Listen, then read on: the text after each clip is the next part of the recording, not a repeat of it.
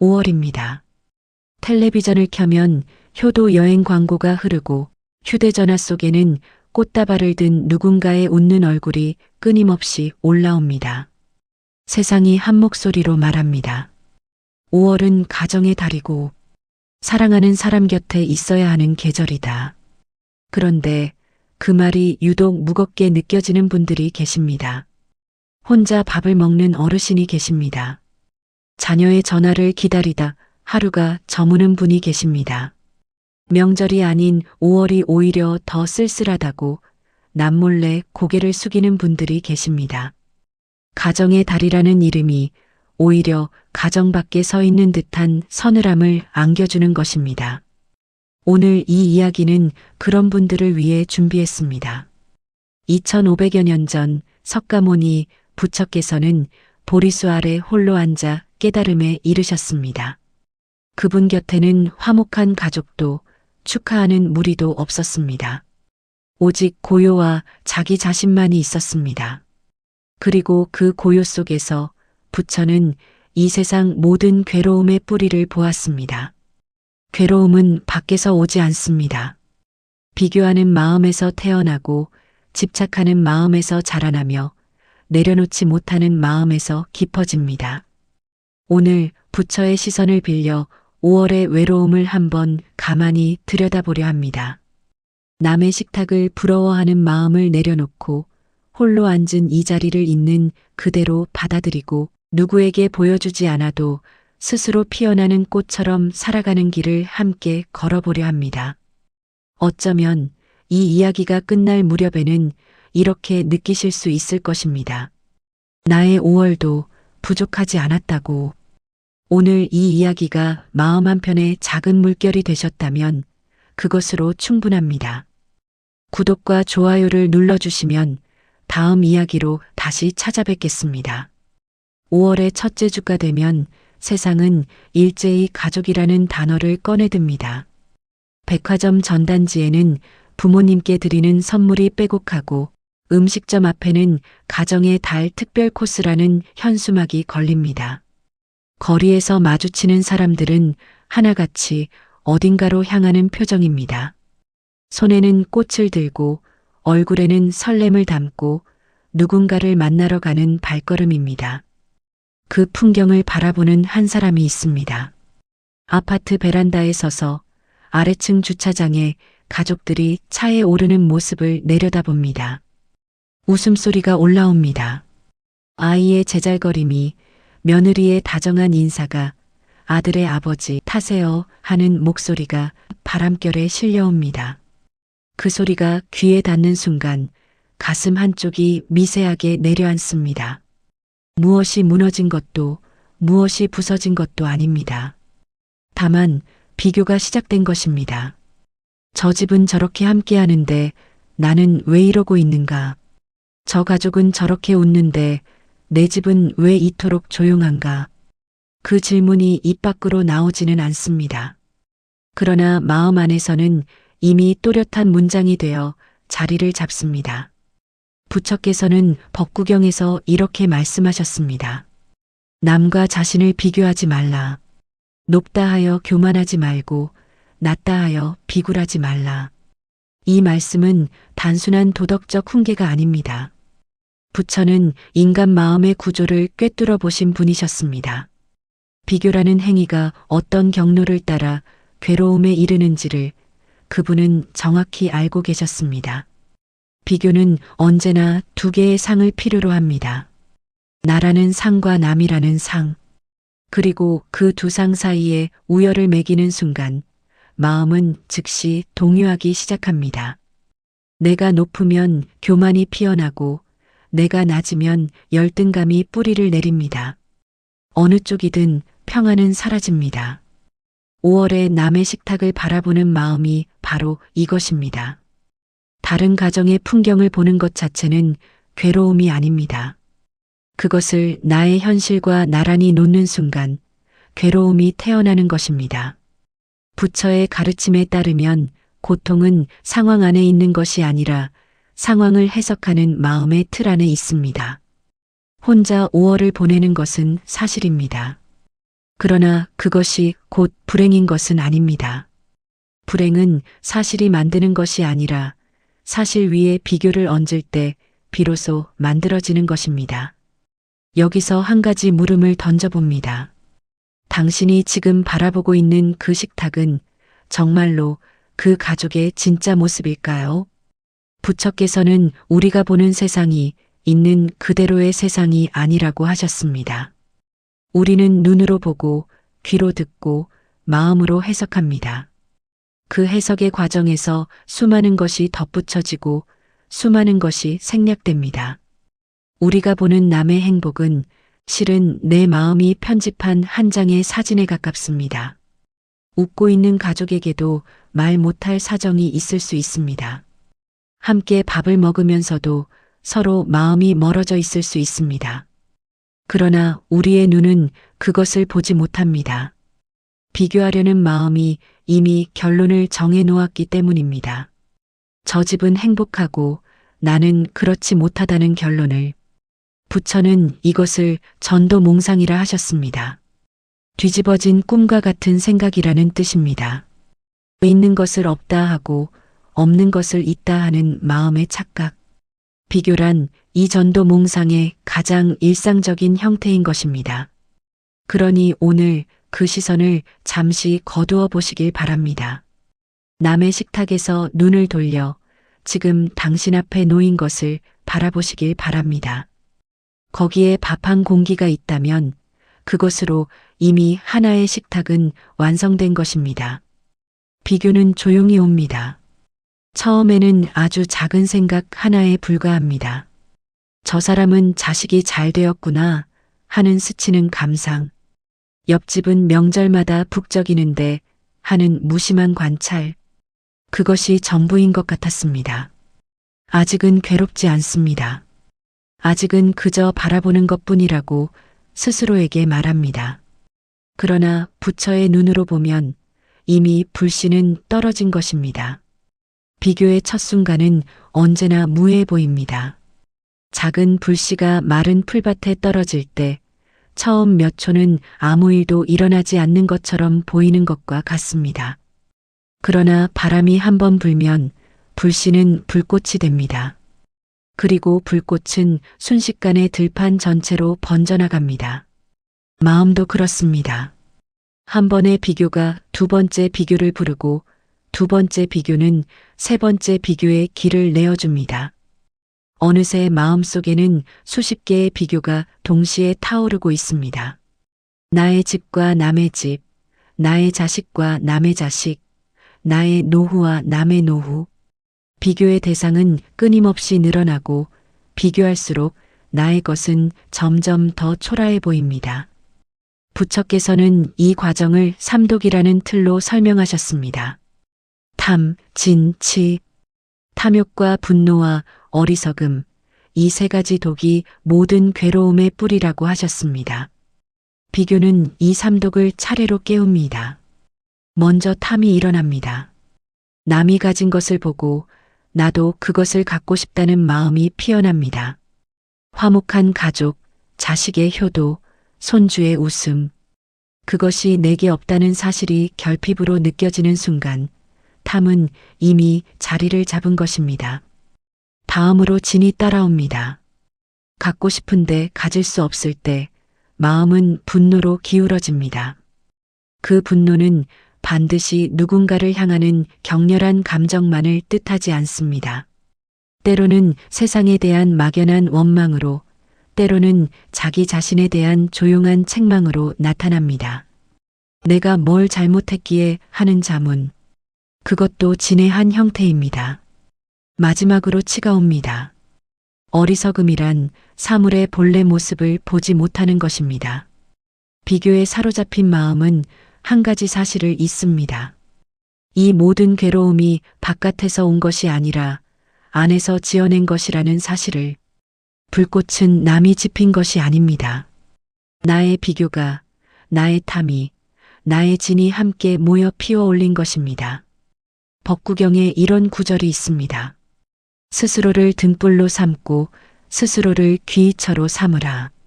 이 말씀은 단지 자립하라는 뜻이 아닙니다. 괴로움의 원인도 그 괴로움에서 벗어나는 열쇠도 모두 자기 안에 있다는 뜻입니다. 그렇다면 이 불꽃을 어떻게 다스릴 수 있을까요? 부처는 불을 끄라고 하지 않으셨습니다. 불이 타고 있다는 것을 알아차리라고 하셨습니다. 이것이 불교 수행의 핵심인 알아차림, 윗바사나의 시작입니다. 비교하는 마음이 일어날 때 그 마음을 억누르거나 외면하지 않습니다. 다만 한 발짝 물러서서 바라봅니다. 아, 지금 나는 비교하고 있구나. 아, 지금 나는 남의 것을 부러워하고 있구나. 아, 지금 나는 나 자신을 부족하다고 여기고 있구나. 이렇게 알아차리는 순간 미묘한 변화가 일어납니다. 비교에 파묻혀 있던 내가 비교를 바라보는 나로 자리를 옮기는 것입니다. 불꽃 속에 서 있던 사람이 불꽃 바깥으로 한 걸음 나오는 것입니다. 불꽃은 여전히 타고 있을 수 있습니다. 그러나 나는 더 이상 그 안에 있지 않습니다. 바라보고 있을 뿐입니다. 그리고 바라볼 수 있게 된 불꽃은 서서히 그 힘을 잃어갑니다. 연료를 공급받지 못한 불이 스스로 사그라지듯 알아차림 앞에서 비교의 불꽃도 조금씩 잦아듭니다. 오늘 밤 잠들기 전에 한번 시도해 보시기를 바랍니다. 낮 동안 떠올랐던 비교의 마음 하나를 골라 가만히 들여다보시기를. 그것을 탓하지 말고 밀어내지 말고 다만 알아차려 보시기를 바랍니다. 2500여 년 전 인도 북부의 한 마을 외곽에 커다란 보리수나무 한 그루가 서 있었습니다. 그 나무 아래에 한 사람이 앉았습니다. 왕자의 자리를 버리고 아내와 아들을 떠나고 스승도 떠나보낸 뒤에 마지막으로 도달한 자리였습니다. 그 자리에는 아무도 없었습니다. 제자도 벗도 가족도 곁에 없었습니다. 오직 나무 한 그루와 자기 자신 그리고 밤하늘의 별만이 있었습니다. 세상은 그를 실패한 왕자라 여겼을 수도 있습니다. 모든 것을 가졌던 사람이 모든 것을 내려놓고 홀로 앉아 있으니 누군가의 눈에는 그것이 쓸쓸함의 극치로 보였을 것입니다. 그러나 부처는 그 자리에서 쓸쓸하지 않았습니다. 오히려 그 홀로 앉은 자리가 인류 역사상 가장 깊은 평안에 이르는 문이 되었습니다. 이 이야기를 지금 5월의 한복판에서 홀로 계신 분들과 나누고 싶습니다. 홀로 앉아 있다는 것이 반드시 외로움을 뜻하지는 않습니다. 때로는 그 고요야말로 가장 깊은 곳에 닿기 위해 필요한 조건일 수 있습니다. 우리는 혼자라는 단어에 너무 많은 슬픔을 실어 놓았습니다. 혼자 밥을 먹으면 측은한 것이고, 혼자 명절을 보내면 불쌍한 것이고, 혼자 늙어가면 쓸쓸한 것이라고 세상이 정해놓은 공식이 있습니다. 그래서 5월에 혼자인 사람은 자신의 상황을 있는 그대로 보지 못합니다. 세상이 붙여놓은 수식어가 먼저 눈을 가리기 때문입니다. 부처께서는 이것을 명색이라는 개념으로 설명하셨습니다. 이름과 형태, 즉 우리가 사물에 붙이는 이름이 사물 자체를 가리는 현상을 말합니다. 혼자라는 이름에 외롭다는 뜻이 본래부터 붙어 있는 것은 아닙니다. 그것은 우리가 그리고 사회가 나중에 더 씌운 것입니다. 부처가 보리수 아래 앉았을 때 그 상태를 우리는 홀로라고 부릅니다. 그러나 부처 자신은 그것을 독자라 하셨습니다. 홀로 앉음. 거기에는 슬픔의 뉘앙스가 없습니다. 오히려 수행자가 진리를 향해 나아가기 위해 스스로 선택한 자세, 가장 온전한 집중의 형태라는 의미가 담겨 있습니다. 지금 당신의 5월이 고요하다면 그것은 빈 것이 아닙니다. 소란이 물러간 자리에 비로소 드러나는 고요가 있습니다. 방문을 닫고 혼자 앉아 있는 그 시간은 세상의 시선으로 보면 정막릴 수 있으나 부처의 시선으로 보면 가장 귀한 시간입니다. 나 자신과 온전히 마주할 수 있는 유일한 시간이기 때문입니다. 수타니파타에 이런 가르침이 있습니다. 무소의 뿔처럼 혼자서 가라. 이 구절은 고독을 권하는 말이 아닙니다. 무소, 즉 콧불소는 무리를 짓지 않습니다. 그러나 콧불소가 외롭다고 말하는 사람은 없습니다. 콧불소는 자신의 걸음으로 자신의 길을 갈 뿐입니다. 남의 속도에 맞추지 않고 남의 방향을 따르지 않고 오직 자기 발이 향하는 곳을 향해 묵묵히 걸어갑니다. 부처께서 이 말씀을 하신 것은 혼자라는 상태가 두려움의 대상이 아니라 자유의 조건이 될 수 있음을 알려주시기 위함이었습니다. 5월에 가족이 곁에 없다고 해서 당신이 부족한 것이 아닙니다. 전화가 오지 않는다고 해서 당신이 잊힌 것이 아닙니다. 혼자 앉아 있다고 해서 당신의 하루가 비어 있는 것이 아닙니다. 보리수 아래 홀로 앉은 그 자리에서 부처는 온 우주의 이치를 보았습니다. 당신이 지금 앉아 계신 그 방 안에서도 들여다보면 보이는 것들이 있습니다. 창밖으로 들어오는 햇살의 온기, 찻잔에서 피어오르는 김의 모양, 숨을 들이쉬고 내쉴 때 가슴이 오르내리는 리듬. 그것들은 누군가와 함께 있어야만 느낄 수 있는 것이 아닙니다. 홀로 있기에 비로소 느낄 수 있는 것들입니다. 오늘 그 홀로 앉은 자리를 두려워하지 마시기를 바랍니다. 그 자리가 바로 당신만의 보리수 아래입니다. 홀로 앉는 것을 받아들였다 하더라도 그 고요가 처음부터 편안한 것은 아닙니다. 고요 속에 가만히 앉아 있으면 오히려 마음은 더 시끄러워지는 듯합니다. 낮 동안 잊고 있었던 생각들이 하나둘 떠오릅니다. 지난날의 후회, 자식에 대한 서운함, 몸이 예전 같지 않다는 불안, 앞으로 얼마나 더 이렇게 지낼 수 있을까 하는 막연한 두려움. 소리가 없는 방 안에서 마음은 혼자 수백 가지 말을 쏟아냅니다. 이것은 자연스러운 일입니다. 부처께서도 보리수 아래에서 마라의 시험을 받으셨습니다. 마라는 밖에서 온 악마가 아니었습니다. 그것은 부처 자신의 마음 속에서 일어난 두려움과 욕망과 의심의 다른 이름이었습니다. 깨달음을 향해 고요히 앉아 있을 때 마음이 마지막으로 저항하는 것. 그것이 마라였습니다. 당신의 고요 속에서 떠오르는 불안한 생각들도 어쩌면 같은 것일 수 있습니다. 마음이 고요해지려는 순간 고요를 두려워하는 또 다른 마음이 소란을 피우는 것입니다. 괜찮습니다. 부처도 그 과정을 겪으셨습니다. 중요한 것은 그 소란에 휩쓸리지 않는 것입니다. 부처께서는 대념처경에서 4가지 알아차림의 대상을 말씀하셨습니다. 몸에 대한 알아차림, 느낌에 대한 알아차림, 마음에 대한 알아차림, 법에 대한 알아차림. 이 4가지를 사념처라 합니다. 그중 첫 번째, 몸에 대한 알아차림은 가장 소박하고도 가장 강력한 수행입니다. 방법은 이렇습니다. 지금 앉아 계신 그 자리에서 숨을 쉬어 보십시오. 억지로 깊게 쉬지 않아도 됩니다. 평소처럼 자연스럽게 숨이 들어오고 나가는 것을 느껴보십시오. 코끝으로 공기가 들어올 때의 서늘함, 가슴이 부드럽게 팽창하는 느낌, 내쉴 때 어깨가 살짝 내려앉는 무게, 그것을 있는 그대로 느끼기만 하면 됩니다. 이것이 전부입니다. 거창한 것이 아닙니다. 그러나 이 단순한 행위 안에 부처가 가르치신 수행의 핵심이 담겨 있습니다. 숨을 알아차리는 동안 마음은 과거에도 미래에도 있지 않습니다. 오직 지금 이 순간, 이 몸, 이 호흡에 머물러 있습니다.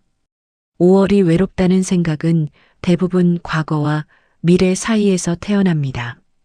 예전에는 가족이 함께였는데 하는 과거, 앞으로도 계속 이렇겠지 하는 미래, 그 사이에서 마음이 오가며 괴로움을 짓습니다. 그런데 숨을 알아차리는 순간 과거도 미래도 잠시 멈춥니다. 남는 것은 오직 지금입니다. 그리고 지금 이 순간만 놓고 보면 당신은 괜찮습니다. 숨을 쉬고 있고 앉아 있고 살아있습니다.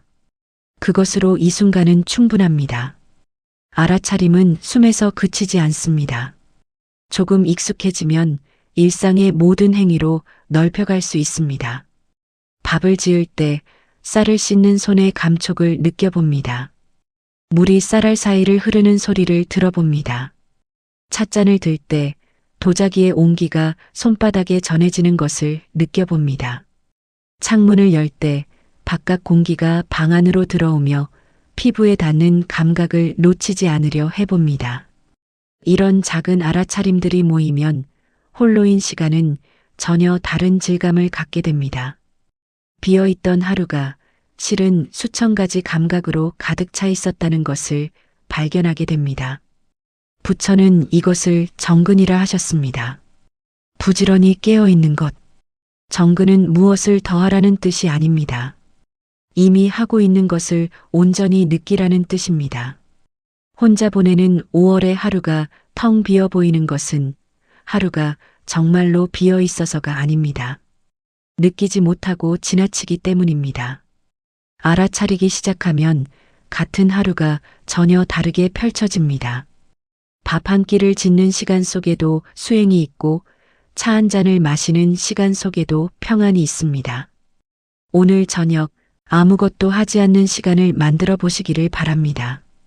텔레비전을 끄고 휴대전화를 내려놓고 그냥 앉아서 숨을 쉬어 보시기를 5월의 가장 고요하고도 충만한 시간이 될 수 있습니다. 5월이면 꽃이 핍니다. 장미가 피고 작약이 피고 이름 모를 들꽃들이 담벼락 아래에서 제 몫의 색을 펼칩니다.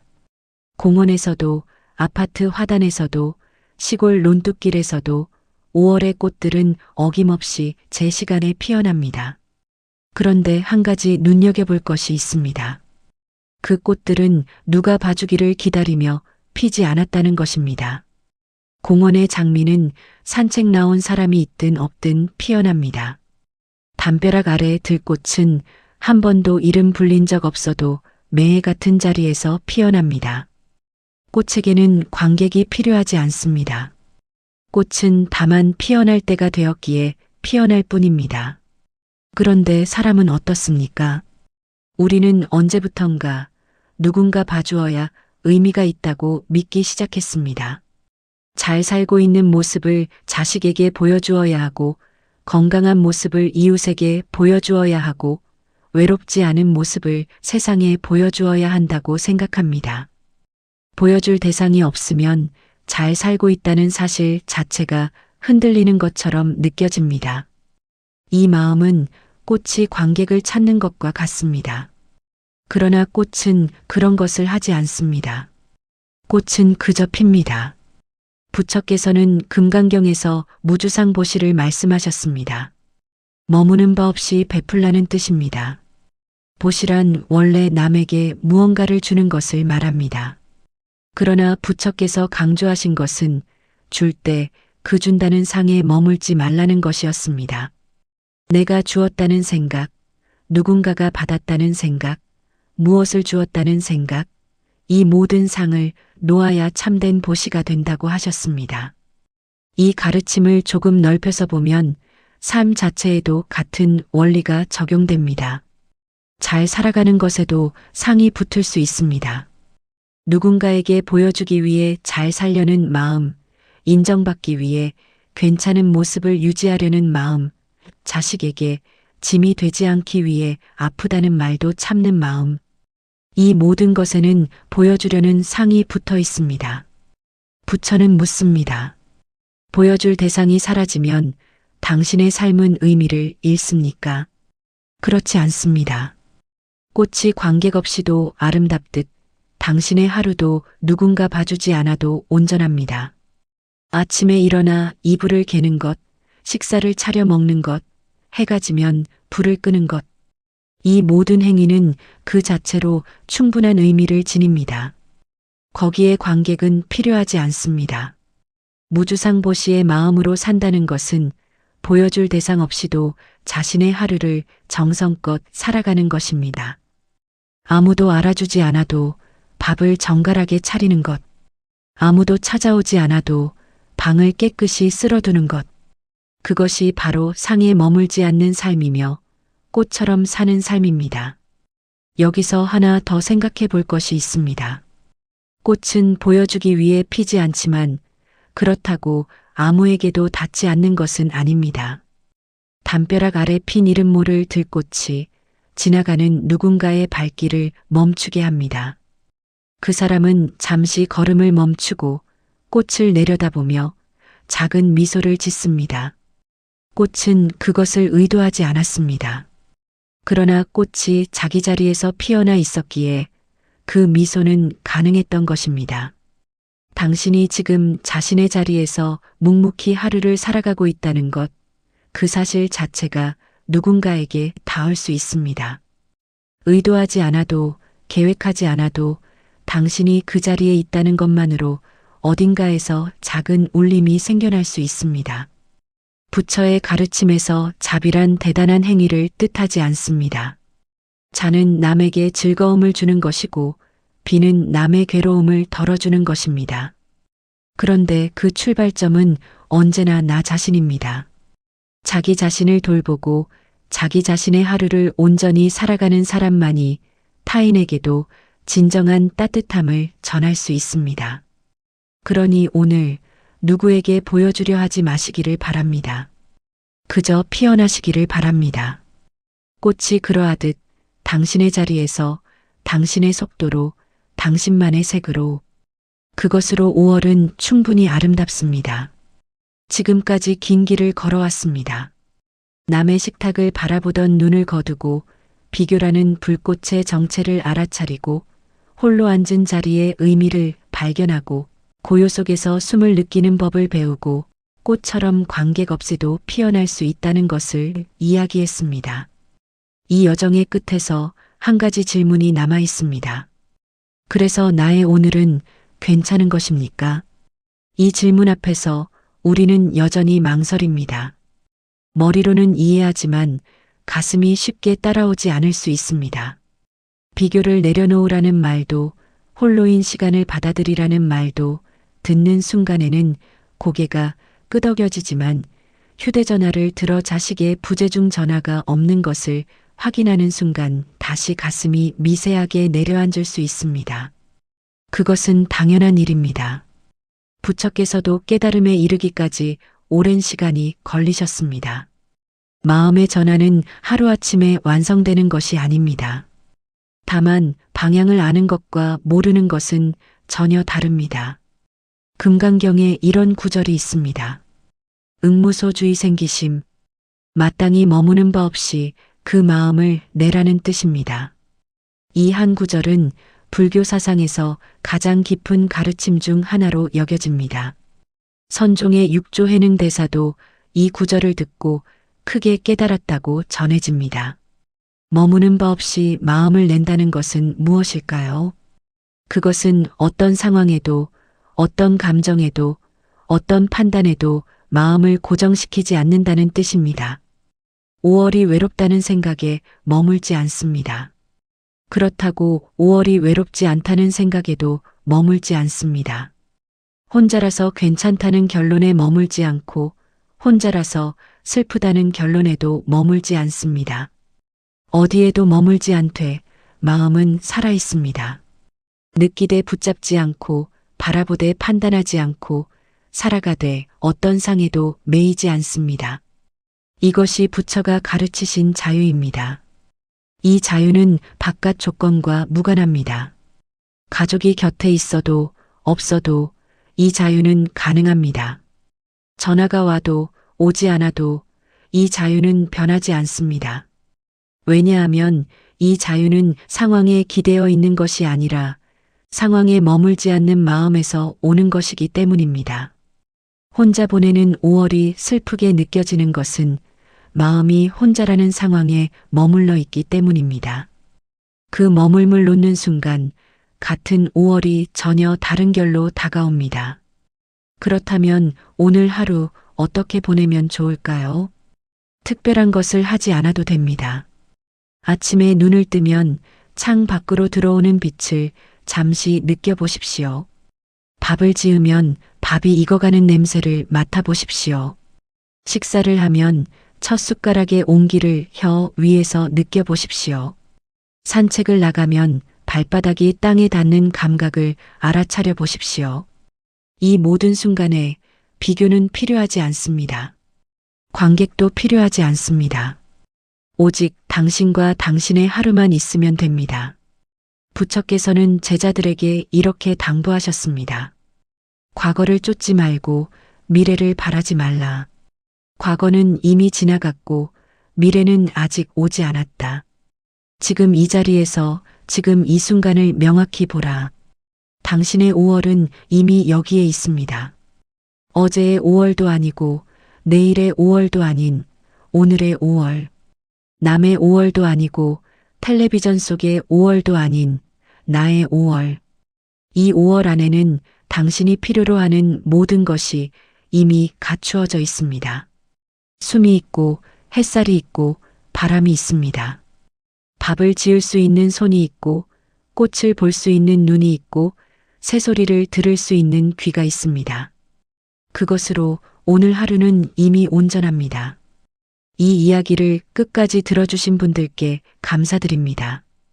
5월은 분명 아름다운 계절입니다. 꽃이 피고 바람이 따뜻해지고 세상이 초록으로 물들어가는 계절입니다. 그러나 그 아름다움 속에서 유독 마음이 시린 분들이 계시다는 것을 알고 있습니다. 가정의 달이라는 이름이 축복이 아니라 무게가 되는 분들이 계시다는 것을 알고 있습니다. 오늘 부처의 가르침을 빌어드린 이야기의 핵심은 아주 단순한 것이었습니다. 비교하지 않아도 됩니다. 남의 식탁이 아무리 화려해 보여도 그것은 내 마음이 편집한 한 장의 사진에 불과합니다. 비교의 불꽃은 내 안에서 피어올린 것이니 알아차리는 순간 서서히 사그라들 수 있습니다. 홀로 앉아 있어도 됩니다. 부처께서 깨달음을 얻으신 자리도 홀로 앉은 자리였습니다. 고요는 빈 것이 아니라 가장 깊은 곳에 닿기 위한 조건입니다. 그 고요 속에서 숨을 느끼고 감각을 알아차리고 지금 이 순간에 머무는 것만으로도 하루는 충만해질 수 있습니다. 누구에게 보여주지 않아도 됩니다. 꽃은 관객 없이도 피어나고 당신의 삶도 증명할 대상 없이 온전합니다. 머무는 바 없이 마음을 내는 것, 그것이 부처께서 알려주신 가장 자유로운 삶의 방식입니다. 마지막으로 한 말씀만 더 드리겠습니다. 당신이 오늘 하루를 살아내셨다면 그것만으로 이미 충분합니다. 아무도 찾아오지 않은 하루였어도 전화 한 통 오지 않은 하루였어도 당신은 숨을 쉬었고 밥을 먹었고 하루를 건넜습니다.